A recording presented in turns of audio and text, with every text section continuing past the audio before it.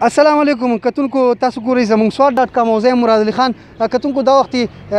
تحصیل بریکوټ غالګي چک پوسټ کې موجود یم څنګه چې تاسو ته پته ده چې کرونا وبا ده او دغه یو پینډیمیک چې په ټوله دنیا کې خور شوی دی دغه د لاسه چې سواد چې هغه متاثره شوی دی او ورځ تر ورځه په دغه مریضانو په شمیره کې چې هم اضافه کیږي او د کرونا چې د کم خلک چې وفات شوي د هغې په شمیره کې هم اضافه کیږي دا وخت په دې چک پوسټ کې ولاړ یم او دلته زما د ویډیو جوړولو مقصد دا دی چې تاسو کتلی وئ دا سواد پولیس چې کوم دي دلته ولاړ دي دوی په تیرو کلونو کې چې کله به دلته په دې چک پوسټ باندې ولاړو نو دغه اختر په دغه ورځو کې به چې سیلګري په ګڼ شمېر سره راتلو دوی به ورته مختلف د سواد چې کوم سیلګري سیمې دي هغې به ورته ښوي چې تاسو کالام ته لاړ شئ مدین ته لاړ شئ بحرین ته لاړ شئ دلته به ولاړو دوی به ورته جوسونه هم ورکول د خلکو خدمت ته ولاړو او ټورست پولیس چې دی هغه هم د خیبر پښتونخوا سواد چې کوم پولیس دی خصوصا خیبر پښتونخوا چې کوم پولیس ټورست پولیس جوړ شو هغوی به دغه شان په چک پوسټونو ولاړو چې کوم سیلګري هغې ته به یې ښوو چې تاسو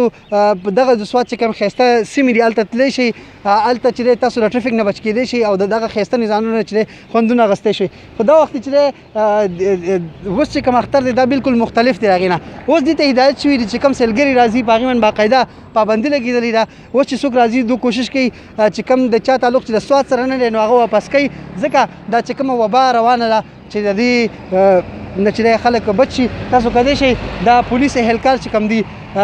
زه خپل کیمرامین اصغر خان ته وایم چې تاسو ما سره لږ راشه دا دلته ولاړ دي دا پولیس اهلکار ولاړ دی تاسو کولی شئ دا هم ولاړ دی دی هم باقاعده ماسک اچولی دی دغه شانته کې زموږ سره هغه ځوان هم ولاړ دی د دې هم ښه ټیک ټاک روجي دي د جمعې ورځ ده او دوی په دې سرو غرمو کې ثابته ورځ چې دی دلته ولاړ دي تاسو کولی شئ په دې سرو غرمو کې چې دی ځکه یو ګنټه ودرېږم نو ما ته به هم ډېر زیات تکلیف وي دوی د سهار نه واله ماښام پورې ولاړ دي نو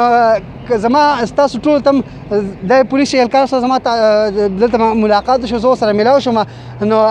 ما چونکې ورسره مخکې نه تعارف خو نه و کړی خو ښه په ډېره په ښه طریقه باندې مطلب زه میلاو شوم دوی سره دوی ښه په ښه طریقه باندې خلک ودرېږي روژه هم ده په دې کې هم او خلکو سره چې خبرې کوي نو دا خو پولیس اهلکار دي د باقاعده دا هدایت هم شوي دي خصوصا چې په دې کم چک پوسټونه چې ولاړ دي چې تاسو به دا خلک چې ډېر په قلاره پوه کوئ چې کم خلک د سواد سره تعلق نه لري یا د هغې د بل ځای نه راغلي دي د هغوی به تاسو باقاعده پوه کوئ چې هغه دلته مومنټ نه کوي سواد ته نه راځي یا په اخترو کې چې دی هغه ډېر په چکرو باندې